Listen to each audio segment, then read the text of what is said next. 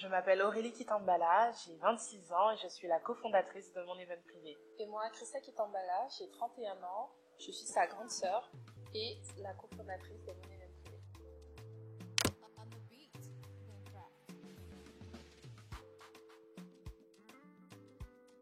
Alors, mon event privé, c'est le tout premier site de vente privée dédié à l'univers du mariage. Vous trouverez donc tous les prestataires nécessaires pour organiser votre mariage. Il y a donc des DJ, lieux de réception, traiteurs, décorateurs, wedding planner. Vous trouverez des prix allant jusqu'à moins 50%. Alors moi, je suis une même entrepreneur, c'est-à-dire que ma journée débute. J'essaye de prendre soin de moi avec mes petits sports à 9h du matin. Ensuite, ma fille, elle se lève à 10h, donc je m'occupe d'elle. Et dès qu'elle commence à vaquer à ses occupations, à ses petits jeux, je commence à travailler. Et on essaye de combiner le travail avec l'activité de maman. À côté, Aurélie, toute la journée, c'est travailler pour trouver des prestataires, pour aller négocier de nouveaux prix, pour aller trouver les nouvelles opérations pour le mois prochain. Et moi, c'est toute la partie communication et marketing. Donc, je m'occupe de tous les réseaux, du site internet et de la relation avec les futurs maris qui me suivent. On est chacune dans nos appartements respectifs, mais on est tout le temps en communication, on s'appelle tous les jours, on s'envoie des messages toutes les heures. On travaille en fait ensemble, mais à distance. En fait, j'ai réalisé un BTS assistant manager, une licence en marketing et un master en stratégie d'entreprise, tout ça en alternance. Et ma dernière expérience la plus significative, c'est lors de mon master où j'ai pu travailler chez Beauté Privée, qui est un site de vente privé dédié à l'univers de la beauté et du bien-être, pendant 2 ans. Et ensuite, j'ai été prise en CDI en tant que business developer.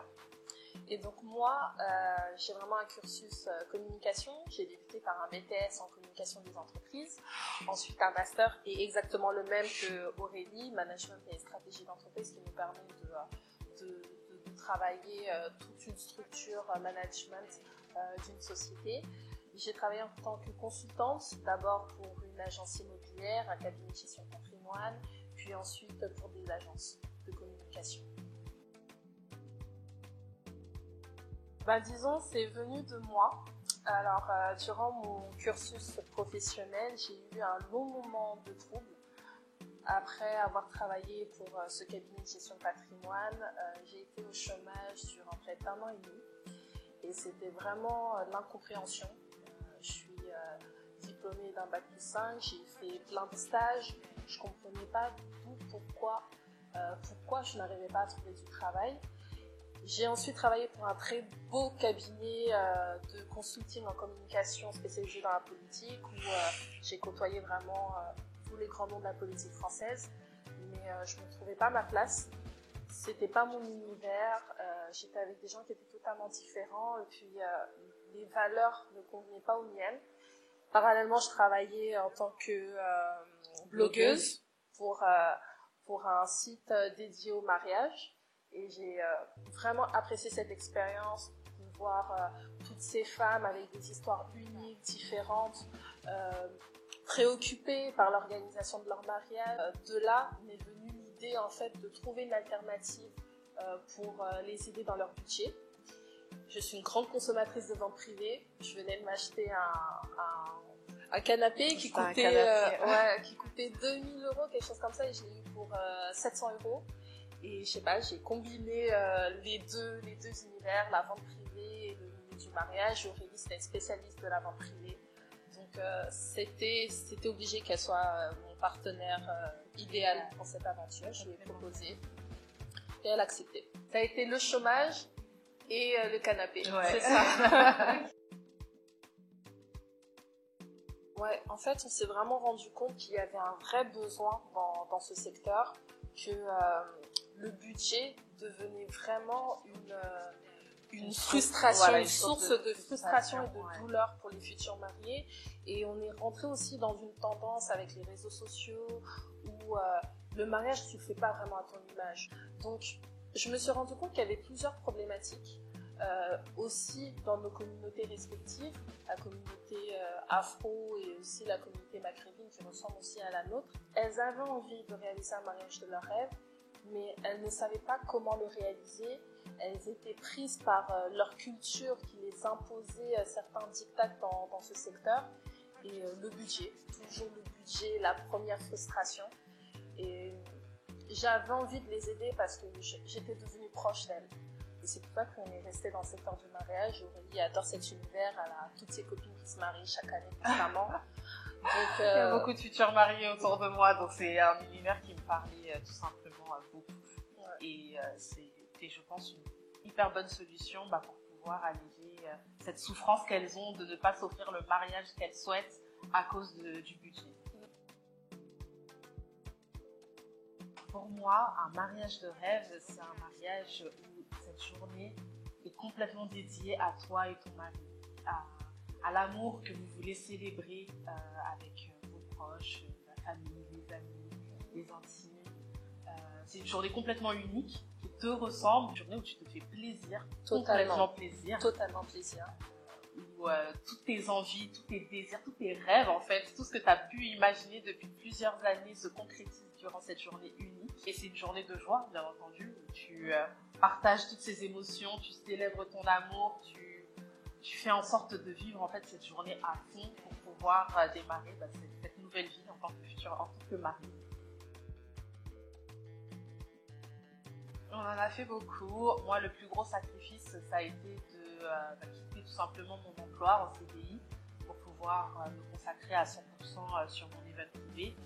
Parce que au départ, j'essayais de combiner les deux, sauf que j'étais déjà commerciale chez Beauté Privée, que mes journées étaient longues et que le soir, accumuler aussi tout ce travail d'études, de prospection, de recherche pour mon event privé, ça faisait beaucoup. Et qu'à un moment donné, je me suis dit, si tu veux que ce projet fonctionne, si tu y crois réellement, investis-toi à 100%. Donc c'est ce que j'ai fait. J'ai quitté mon emploi et puis aujourd'hui, je suis à 100% pour mon event privé. Quand j'ai décidé de me lancer dans l'entrepreneuriat, je venais tout juste de tomber enceinte. Donc je pouvais soit continuer vers la voie de la stabilité avec le salariat, soit ne pas renouveler mes contrats et me lancer dans l'entrepreneuriat. Je pensais que c'était pas le moment le plus opportun, mais au contraire, j'ai vraiment trouvé la force de me dire que c'est maintenant ou jamais. Et je pense que c'est aussi un peu peut-être parce que je suis devenue maman. Et devenir maman en étant entrepreneur et de faire ces deux nouveaux rôles en même temps, ça te demande beaucoup de sacrifices. Ne serait-ce pour ta famille, dans ta vie familiale. Pas mal de sacrifices. Pour moi, l'échec, c'est à partir du moment où tu abandonnes quelque chose qui te tient à cœur, quelque chose auquel tu y crois. Parce que, en soi, tu rencontreras toujours des portes qui vont se fermer. En tant qu'entrepreneur, c'est sûr et certain que tu vas rencontrer des périodes très compliquées. Mais à partir du moment où tu abandonnes, pour moi, je le considère comme un échec en fait. Je dirais, c'est ne pas essayer. Quand tu as peur de vivre des expériences, tu restes bloqué dans une vie qui n'est pas la tienne et entraîne le regret. Et je pense que vraiment, pour moi, l'échec, c'est vraiment synonyme de regret. Tenter, essayer, explorer, découvrir, se laisser porter, on n'est qu'une fois. Donc, allons de là, faisons. Oui, alors 1 an et demi, on a eu quelques petites difficultés. 1 an et demi et 6 mois d'activité. Et 6 mois d'activité, ouais. Moi, le plus gros échec, entre guillemets, parce que c'est pas vraiment un échec, parce que je considère que tu apprends toujours d'une situation compliquée. Mais ça a été un échec durant ce moment-là. Mais ça a été un échec à ce moment-là, parce qu'on avait une première version du site internet où on n'était pas satisfaite du résultat, mais qu'on avait pris du temps pour élaborer, parce que forcément quand tu démarres un projet, tu veux que tout soit parfait. Parce que, il faut savoir que la perfection déjà n'existe pas et que tu peux rencontrer, comme je le disais, des situations assez compliquées. Et puis on a mis de l'argent. Et on a investi dans cette première version de site internet qui ne convenait pas. Donc je l'ai considéré comme un échec. Mais finalement, avec le recul, je me dis que c'était un mal pour un bien. parce que on a appris de nos erreurs tout simplement, on sait ce qu'on veut, ce qu'on ne veut pas, on est beaucoup plus objectif. Et puis on sait rebondir. Ça a été surtout ça. C'est que malgré ces 6 000 € dépensés et jetés par la fenêtre, on a trouvé une solution pour continuer à avancer et proposer surtout à nos consommatrices un bel outil. Exactement.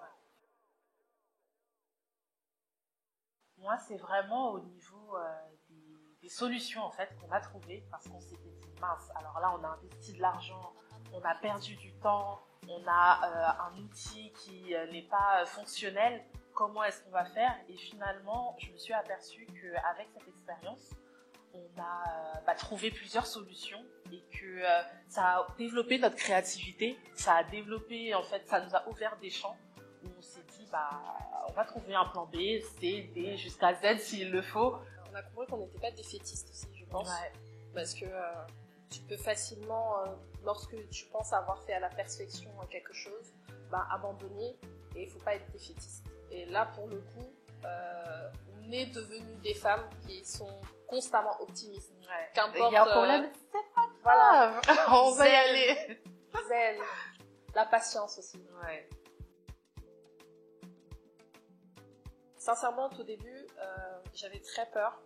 C'est moi qui ai proposé à Aurélie d'être mon associée. Et j'avais peur parce que dans notre vie quotidienne de sœurs, les disputes sont très fréquentes. Donc, je me suis demandé comment ça allait matcher dans le travail. Et finalement, je me suis rendu compte que parce qu'on était sœurs, parce qu'on avait eu la même éducation, qu'on a les mêmes valeurs de la vie, finalement, les décisions, elles sont très simples à prendre. Alors, finalement, être sœurs dans ce contexte, ça fonctionne plus que bien, voire mieux que être sœurs. On est de meilleurs associés, peut-être. Je sais pas. Oui, on a pas mal de projets en cours parce que on cherche à grandir, on cherche à satisfaire notre communauté qui nous soutient énormément et on souhaite développer un nouveau concept de révélation de mariage qu'on parlera, qu'on peaufine, on en parlera au moment voulu. On s'est rendu compte qu'en échangeant avec ces futures mariées, en étant proche d'elles, il y en avait beaucoup qui recherchent leur robe de mariée, leur tenue dansante à l'étranger. On travaille sur un partenariat avec des ateliers turcs et une personal shopper qui permettra justement de faire vivre aux futurs mariés une réelle expérience pour trouver la robe de leur rêve.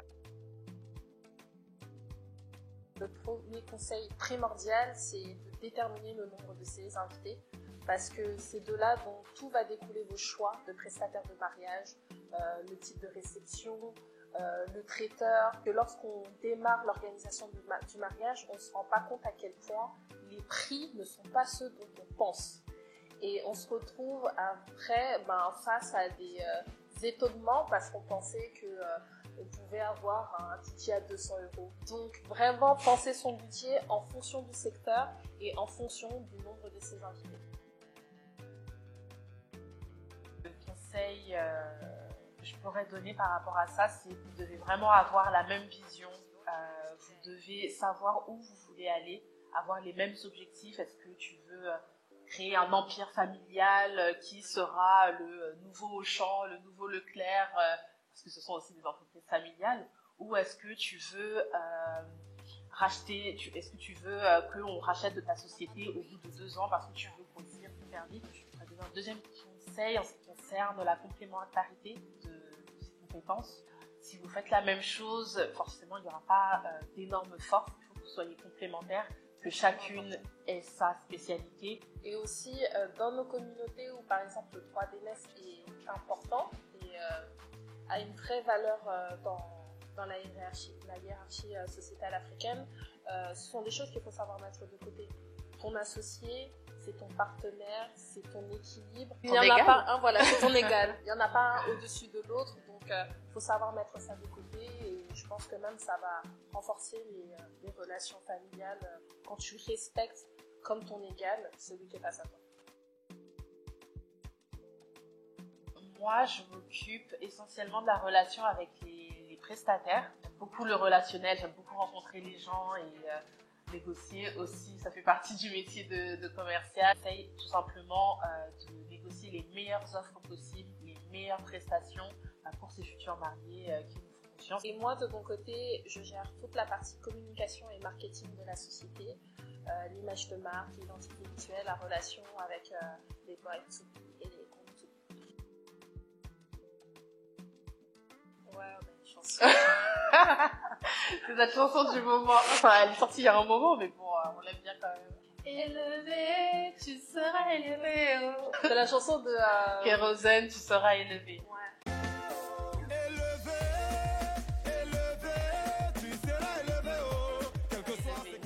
Tous ceux qui t'ont jeté vont te rechercher.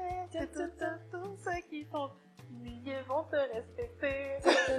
Kérosène, tu seras élevé. Merci. Merci. Super.